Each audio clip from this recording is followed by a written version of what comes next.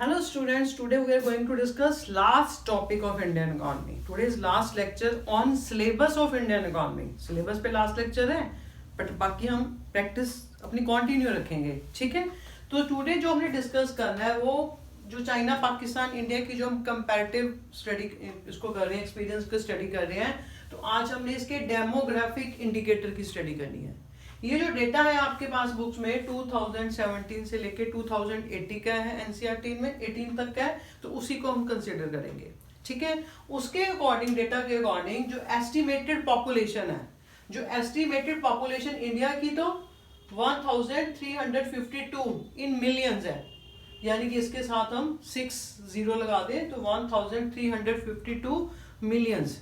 अगर इसको आप करोड़ में देखोगे तो 135 करोड़, ठीक है? और चाइना की 1393 मिलियंस और पाकिस्तान की 212, यानी कि इस डेटा के अकॉर्डिंग तो चाइना की पॉपुलेशन सबसे ज्यादा है, बट ये गलत है. आज की डेट में जो सबसे ज्यादा जो जिस कंट्री की पॉपुलेशन है दैट इज इंडिया, ठीक है? अब चाइना नहीं है नंबर 1 पे, इंडिया नंबर 1 पे. पॉपुलेशन इंडिया की ज्यादा है. जो आज की डेट में इंडिया की पॉपुलेशन है वो 145 जो एस्टिमेटेड है करोड़ के आसपास है, ठीक है? तो यानी कि आज की डेट में जो आप मतलब है इंडिया की पॉपुलेशन सबसे ज्यादा है एट प्रेजेंट. क्लियर? ये डेटा आपके पास 2017-2018 का है, ठीक है? आज की डेट में 145 करोड़. फिर आपके पास दूसरा डेमोग्राफिक इंडिकेटर आ रहा है एनुअल ग्रोथ ऑफ पॉपुलेशन, यानी कि जो एनुअल ग्रोथ ऑफ पॉपुलेशन है इंडिया में 1.03% है, चाइना में 0.46 है और पाकिस्तान में 2.05 है, यानी कि चाइना में कम है, ठीक है ना? चाइना में वैसे भी अब कम है क्योंकि इन्होंने 1 चाइल्ड जो इनकी टर्म है उसको, उसके कारण यहाँ की जो इनकी पॉपुलेशन ग्रोथ है वो कम है, एनुअल पॉपुलेशन ग्रोथ, ठीक है? 1 चाइल्ड जो पॉलिसी है इनकी. फिर आ रहे डेंसिटी पर स्क्वायर किलोमीटर, मतलब इसका मतलब होता है कि एरिया में पर स्क्वायर किलोमीटर में कितने लोग रहते हैं. इंडिया जियोग्राफी वाइज देखा जाए तो चाइना सबसे बड़ा है, ठीक है? तो बट जो चाइना में पर स्क्वायर लोग 148 रह रहे हैं डेंसिटी, यहाँ यानी कि लोगों की डेंसिटी कम है, यानी कि पर स्क्वायर किलोमीटर में अगर देखा जाए तो 148 लोग रह रहे हैं वहां पे एरिया वाइज, ठीक है? पर स्क्वायर किलोमीटर के अकॉर्डिंग, ठीक है? यानी कि डेंसिटी ऑफ पॉपुलेशन एरिया पे कम है.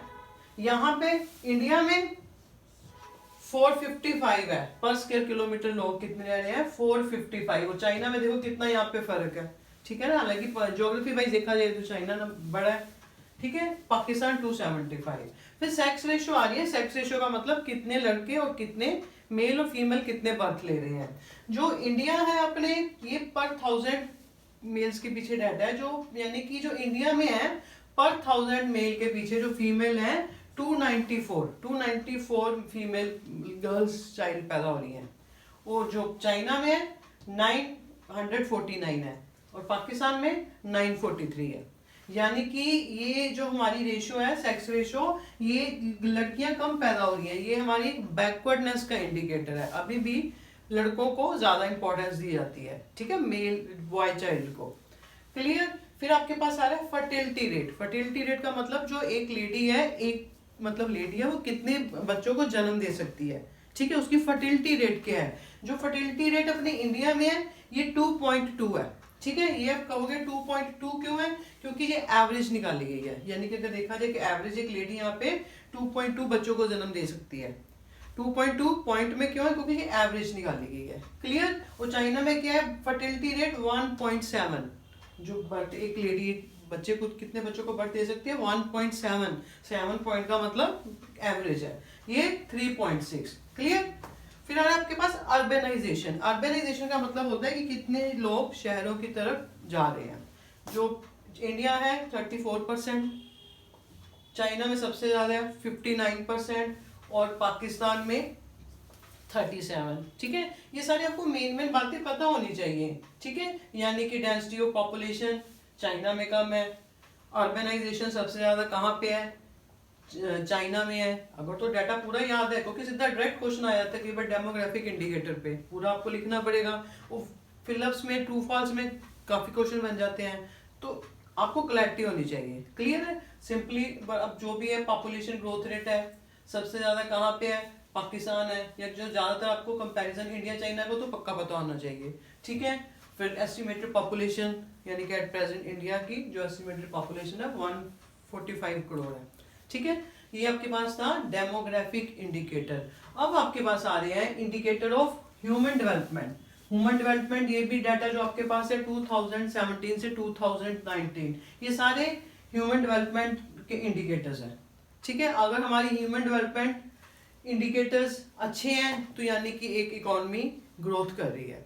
यहाँ पे अगर कंपैरिजन देखा जाए तो सबसे ज्यादा चाइना ही आपका हर इंडिकेटर में आगे है, ठीक है। चाइना की इकोनॉमी हर इंडिकेटर में आगे आ रही है। सेकंड नंबर पे बीच में इंडिया आ रहा है, पाकिस्तान सबसे पीछे है, ठीक है। यानी कि यहाँ पे ग्रोथ रेट ज्यादा है ही नहीं है। आपको बताया था मैंने, जीडीपी भी वहाँ पे कम है। बिकॉज कम क्यों है? वहाँ पे एक तो पॉलिटिकल इंस्टेबिलिटी है, कोई पॉलिटिकल स्टेबिलिटी है ही नहीं है, ठीक है। दूसरा, उनकी फॉरेन पे डिपेंडेंस है, फॉरेन रिमिटेंस पे, फॉरेन एड पे उनकी डिपेंडेंसी ज़्यादा है, जिसके कारण उनकी ग्रोथ हो ही नहीं पा रही। क्लियर? अब आपके पास आ रहे हैं इंडिकेटर ऑफ ह्यूमन डेवलपमेंट के अंदर सबसे पहले आ रहा है ह्यूमन डेवलपमेंट इंडेक्स, जिसको क्या बोला जाता है? HDI, ह्यूमन डेवलपमेंट इंडेक्स की शॉर्ट फॉर्म आती है HDI। ये आपके पास इसकी वैल्यू 0 से 1 होती है। इसकी वैल्यू कहां से होती है? 0 to 1, यानी कि जितनी ये वैल्यू बड़ी होगी उतना आपके पास, यानी कि 1 के पास उतना ही हो गया ना फिर। यानी कि ह्यूमन डेवलपमेंट इंडेक्स HDI है, इंडिया का है 0.645 और चाइना का है 0.761, पाकिस्तान 0.557, यानी कि सबसे ज्यादा किसकी है? चाइना की ह्यूमन डेवलपमेंट इंडेक्स है, ठीक है। जितनी ये वैल्यू आपकी ज्यादा बड़ी होगी उतना, मतलब 1 के पास आप उतना ही 1 के पास आ रहे हो, अच्छा है। फिर आ रहा है रैंक बेस। अगर रैंकिंग बेस देखा जाए ह्यूमन डेवलपमेंट इंडेक्स को, तो इंडिया का 130 रैंक है, चाइना का 87 है, और ये उसका 154, यानी कि आपके पास चाइना सबसे आगे हुआ। कहाँ? मतलब उस 87 रैंकिंग पे आ रहा है, हमारा 130 पे रैंकिंग पे है। क्लियर? तो life expectancy at birth, life expectancy होता है कि एवरेज पर्सन कितने ईयर जिंदा रह सकता है, average life of a person. जो इंडिया में है वो 69.7 है, फिर पॉइंट्स मतलब एवरेज निकाल रहा है, ठीक है। और चाइना में 76.9, ठीक है, और ये 67.3 ईयर्स, ठीक है। यानी कि ऐसे भी कह सकते हो लाइफ एक्सपेक्टेंसी है, ईयर्स आएगा 69 ईयर्स पॉइंट 7 मंथ एवरेज निकाल रहा है, ठीक है। और 76.9 मंथ, यानी कि इतनी लाइफ एक्सपेक्टेंसी है, चाइना में ज्यादा है। फिर mean year of schooling, mean year of schooling percentage में दे रहा है वो।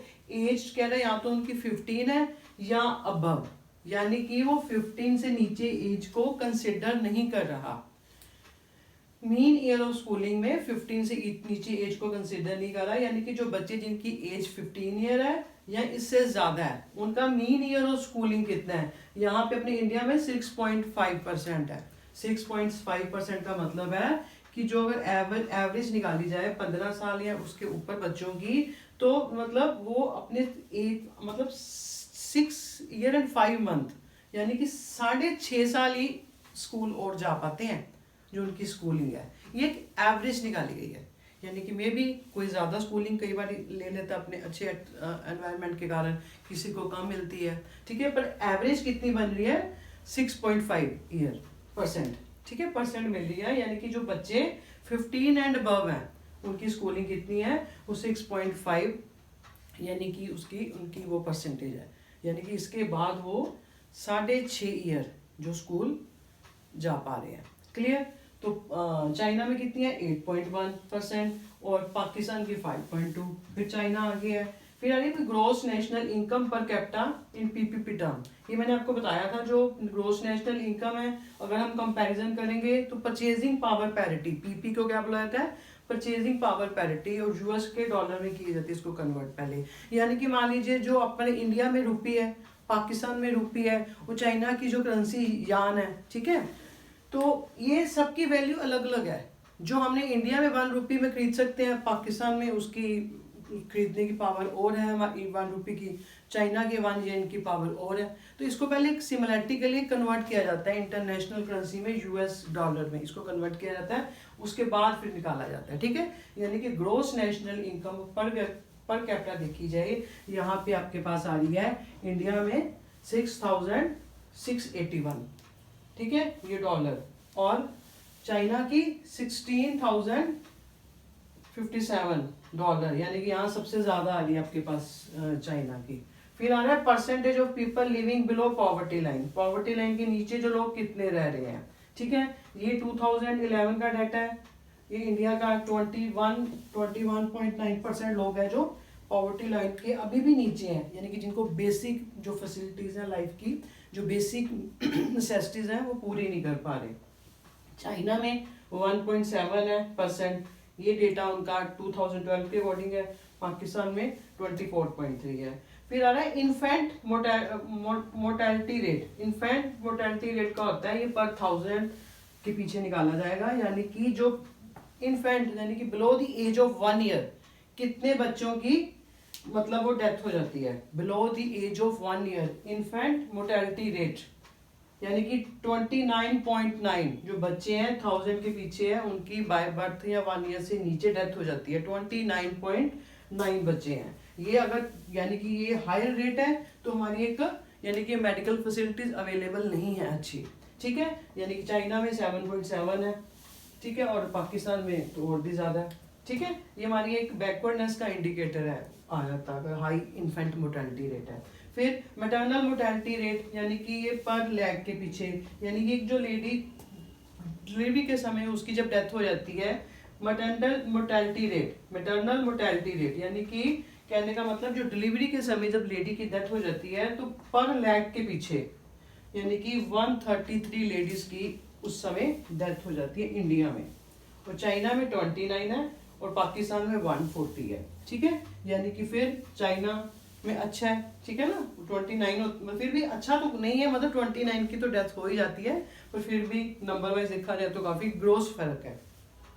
फिर population using at least basic sanitation, लोगों को जो साफ सफाई की फैसिलिटी मिल रही है परसेंटेज के अकॉर्डिंग, इंडिया 60, चाइना 75, पाकिस्तान 60। फिर आपके पास आ रहा है population using at least basic drink, मतलब जो बेसिक है ड्रिंकिंग वाटर सोर्सेज, जिनको मतलब ड्रिंकिंग वाटर सोर्सेज मिल रहे हैं, ठीक है। परसेंटेज कितनी है, इंडिया में अपने 93, चाइना में 96, पाकिस्तान 91। अगर आपको जहां तक लास्ट तक वैसे तो विजिबिलिटी होनी चाहिए, अगर नहीं हो रही तो नोट डाउन कर लीजिए। फिर आ रहा है आपके पास जो लास्ट इंडिकेटर है परसेंटेज ऑफ जिन लोगों को चिल्ड्रन को प्रॉपर डाइट नहीं मिल पाती, न्यूट्रिएंट नहीं मिल पाते, ठीक है। यानी कि वो अपने इंडिया में कितने हैं 37.9% बच्चे हैं, यानी कि 100 में से 37.9 बच्चे हैं जिनको प्रॉपर जो डाइट चाहिए वो न्यूट्रिएंट मिल ही नहीं पाते। चाइना में 8.1 है और पाकिस्तान में 37.6 है, ठीक है। ये आपके पास थे indicator of human development. No doubt China सबसे आगे आ रहा है ह्यूमन डेवलपमेंट इंडिकेटर में, सबसे ज़्यादा अच्छे हैं। पर चाइना में सबसे एक ड्रॉबैक ये है कि जहाँ अगर आपका ह्यूमन डेवलपमेंट इंडिकेटर ठीक है अच्छा है, पर एक आपके पास लिबर्टी इंडिकेटर होता है, लिबर्टी इंडिकेटर, यानी कि जहाँ में लोगों को एक सोशल पॉलिटिकल डिसीजन में, यानी कि जो डिसीजन होते हैं उनमें मतलब हिस्सा लेने की मतलब उनको मतलब वो होता है पार्टिसिपेट कर पाते हैं, जो चाइना में नहीं है। एक लिबर्टी इंडिकेटर की बहुत बड़ी कमी है, डिक्टेटरशिप कह सकते हो कि लोगों को वहाँ पे कोई सोशल पॉलिटिकल डिसीजन लेना अलाउ नहीं है, ठीक है ना। एक पॉलिटिकल मतलब लिबर्टी इंडिकेटर भी होना ह्यूमन डेवलपमेंट इंडिकेटर के साथ साथ होना बहुत ज़रूरी है, ठीक है। अब आपके पास आ रहा है कि कैसे सेक्टरल कंट्रीब्यूशन है, यानी कि हर सेक्टर जैसे कि agriculture, industries, tertiary sector, service sector जिसको कहते हैं, उसमें कितने लोग कितने परसेंट लोग इन्वॉल्व हैं, ठीक है। यानी कि डिस्ट्रीब्यूशन ऑफ वर्क फोर्स, यानी कि डिस्ट्रीब्यूशन ऑफ वर्क फोर्स यानी कि कितने लोग उसमें इन्वॉल्व हैं और वो ग्रोस वैल्यू एडिशन कितनी दे रहे हैं, ठीक है। यानी कि वर्कफोर्स भी आपको क्लियर है, ग्रोस वैल्यू एडिशन भी, ठीक है। यानी कि जीडीपी में जो ग्रोस वैल्यू एडिशन आ रहा है वो कितना आ रहा है और उनकी स्ट्रक्चर क्या है, कितना वर्कफोर्स है, क्लियर। यानी कि देखिए अब यहाँ पे आ रहा है सेक्टर आ रहा है, पहले हम इंडिया की बात करें एग्रीकल्चर सेक्टर की, यानी कि इंडिया में डिस्ट्रीब्यूशन ऑफ वर्कफोर्स यानी कि 43%, 100 में से 43 अगर लोग इन्वॉल्व हैं एग्रीकल्चर में, तो कितना उनका परसेंटेज है, 16% है ग्रोस वैल्यू एडिशन में। ऐसे ही चाइना की 26, अगर लोग इन्वॉल्व हैं 26%, तो कितना कंट्रीब्यूशन है उनका एग्रीकल्चर में, 7। और पाकिस्तान का 41%, और कितना कंट्रीब्यूशन आ रहा है, 24%। यानी कि ये आपके पास sectoral contribution of GVA of and मतलब उसकी वर्कफोर्स आ रहा है कि कितना डिस्ट्रीब्यूशन ऑफ वर्कफोर्स है, यानी कि कितने लोग इन्वॉल्व हैं और वो क्या वैल्यू एडिशन दे रहे हैं, ग्रोस वैल्यू एडिशन। ठीक है, फिर आपके पास आ रहा है इंडस्ट्री सेक्टर। इंडस्ट्री सेक्टर में देखा जाए तो डिस्ट्रीब्यूशन कितनी, 25%, और कितना ग्रोस वैल्यू एडिशन हो रहा है, 30%। और चाइना का 28% है, और कितने आ रही है वहां पे जी उसकी वैल्यू एडिशन कितनी हो रही है, 41%। और पाकिस्तान में 24% अगर लोग आपके यहाँ इंडस्ट्रीज में इन्वॉल्व हैं, तो वो ग्रोस वैल्यू एडिशन कितनी आ रही है, 19%। क्लियर। ऐसे ही आपको पास आ रहा है फिर सर्विस सेक्टर। सर्विस सेक्टर में आपके पास जो आ रहा है डिस्ट्रीब्यूशन ऑफ उसकी ये 32 इंडिया की, काम कितना दे रहे हैं परसेंटेज, 54%। और चाइना 46% वर्क पॉपुलेशन है, और उसका सर्विस सेक्टर में कितना चाइना का है, 52% ग्रोस वैल्यू एडिशन। ऐसे ही पाकिस्तान अगर 35, तो ग्रोस वैल्यू एडिशन दे रहा है वो 57। यानी कि कहने का मतलब है कि जो एग्रीकल्चर सेक्टर में हमारे ज्यादा लोग इन्वॉल्व है, ठीक है ना, इंडिया के लोग ज्यादा 43% इन्वॉल्व होने के बावजूद भी सिर्फ 16 दे रहे हैं वो परसेंट एग्रीकल्चर में अपना रोल अदा कर रहे हैं प्रोडक्शन में। ठीक है, ये आपके पास था सेक्टरल कंट्रीब्यूशन। और चाइना में कैसे है, चाइना में आपके पास आ रहा है इंडस्ट्रीज में 28% अगर चाइना में इंडस्ट्रीज में है तो 41 दे रहे हैं। ठीक है, यानी कि हमारे इंडिया में अभी भी ज्यादा डिपेंडेंसी ऑन एग्रीकल्चर है, तो उसके बावजूद वहां पे प्रोडक्शन कम है। ठीक है, ये आपके पास था सेक्टरल कंट्रीब्यूशन। अब आ रहा है आपके पास trends in output growth in different sector, कि जो डिफरेंट सेक्टर है इन एग्रीकल्चर, इंडस्ट्रीज, सर्विसेज, उनके ट्रेंड्स कैसे रहे हैं। ठीक है, नो डाउट आपने भी देखा एग्रीकल्चर पे हमारी डिपेंडेंसी ज़्यादा है, ठीक है, पर उतनी वहाँ पे ग्रोथ नहीं हो पा रही। पर नो डाउट जो ट्रेंड्स हैं, ट्रेंड्स चेंज भी हुए हैं। जो हमारे ट्रेंड्स में चेंज ये है कि हम अब सर्विस सेक्टर में हमारी वर्कफोर्स ज़्यादा है। ठीक है, वहाँ पे वर्कफोर्स के कंपैरेटिवली जो प्रोडक्शन हो रही है, जो गुड्स एंड सर्विसेज की प्रोडक्शन, वो काफ़ी अच्छी है, बेटर है पहले से। ठीक है, तो ये आपके पास trends in output growth in different sector. अगर कंपैरिजन वो कह रहा है 1980 से लेकर डेटा आपके पास है 2014 से 2018 का, इंडिया में 3.1% थे। ठीक है, 1981 में जो था एग्रीकल्चर। ठीक है, आपके पास अब आ रहा है ये ग्रोथ थी 3.1%, अभी भी कह रहा है जो 2014-8 में भी 3.1 थी। फिर वो इंडिया की इंडस्ट्रीज की बात कर रहा है, 7.4 थी, अब कितनी है, 14-18 की बात कर रहे हैं 6.9। सर्विस सेक्टर में 6.9 है, तो अब कितनी है, 7.6। यानी कि कंक्लूजन क्या निकला, जो इंडिया की सेक्टरल मतलब trends of in output growth कह रहे हैं डिफरेंट सेक्टर में, वो सर्विस सेक्टर में नो डाउट इंक्रीज हुए हैं। ठीक है, सर्विस सेक्टर में हम यानी कि एग्रीकल्चर से मूव किया है हमने ज़्यादा उस पे सर्विस सेक्टर में। क्लियर। फिर चाइना का दे रहा है एग्रीकल्चर सेक्टर में इसके 5.9% था। ठीक है, मतलब ग्रोथ रेट था, उसकी आउटपुट ग्रोथ थी। और चाइना की 14-18 में 3.1 है, यहाँ पे फिर 10.8 आ रही थी, यहाँ पे 5.3 है इंडस्ट्रीज में, ये 13.5 है, 7.1 है। नो डाउट यहाँ पे वो डेटा को कम दिखा रहा है, पर यहाँ पे जो ग्रोथ रेट थी वो कॉन्टिन्यूसली रही है फिर, यानी कि 20 डेकेड्स, अब 20 मतलब कह सकते हो काफ़ी देर इन्होंने जो मतलब डबल 2 डिजिट अपनी मतलब बनाई रखी है। हमारी तो कई बार ग्रोथ रेट के 5%, 6% भी आई है, चाइना का जो ग्रोथ रेट है वो 2 डिजिट काफ़ी साल मतलब बना रहा है इनका 2 डिजिट ग्रोथ रेट। ठीक है, फिर आ रहा है पाक, जो एग्रीकल्चर पे इनकी यहाँ पे 4 थी, फिर 7.7 है, 6.8 है। अब पाक अभी भी एग्रीकल्चर पे इनकी 6.8 है आउटपुट ग्रोथ है एग्रीकल्चर की। इंडस्ट्रीज की पाक की 4.8 है, पहले इतनी थी, अब यानी कि और कम हो गई है। ठीक है। वहाँ पे सर्विस सेक्टर में भी पाकिस्तान पहले उसकी इतनी थी 6.8, अब 5.0 है, ठीक है। आउटपुट जो ग्रोथ है, यानी कि कहने का मतलब इंडिया का कंक्लूजन है नो डाउट सर्विस सेक्टर की तरफ शिफ्ट हो रहा है, उसकी ग्रोथ जो अच्छी है। चाइना में थोड़ा सा फॉल भी दिखा रहे हैं इस टाइम पीरियड के अकॉर्डिंग, बट अब ओके है, ठीक है।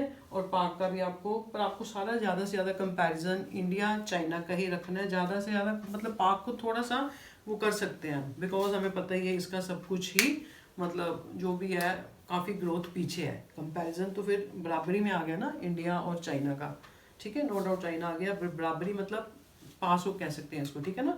तो ये आपके पास लास्ट लेक्चर ऑन, हाँ एक और बात, जो जीडीपी थी, जो ग्रॉस डोमेस्टिक प्रोडक्शन मैंने आपको बताया पीपीपी में ही कंसिडर की जाती है। जो चाइना की है 22.5 ट्रिलियन डॉलर है, ठीक है। इंडिया की 9.03 ट्रिलियन डॉलर है, और पाक की 0.94 ट्रिलियन डॉलर है, ये इस डेटा के अकॉर्डिंग। पर जो एट लेटेस्ट मैंने अपनी एक शॉर्ट भी बनाई है, जो लेटेस्ट है वो चाइना की 37 ट्रिलियन डॉलर है, इंडिया की 10 ट्रिलियन डॉलर है। और यानी कि जो काफ़ी ग्रोस फर्क है।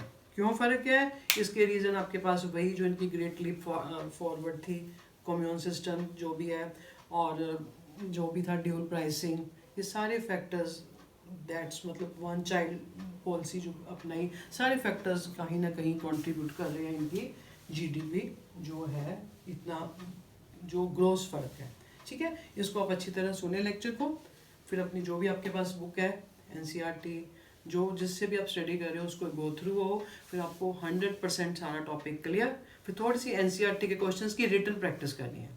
क्लियर, मिलते हैं फिर नेक्स्ट लेक्चर में। Okay, till bye bye.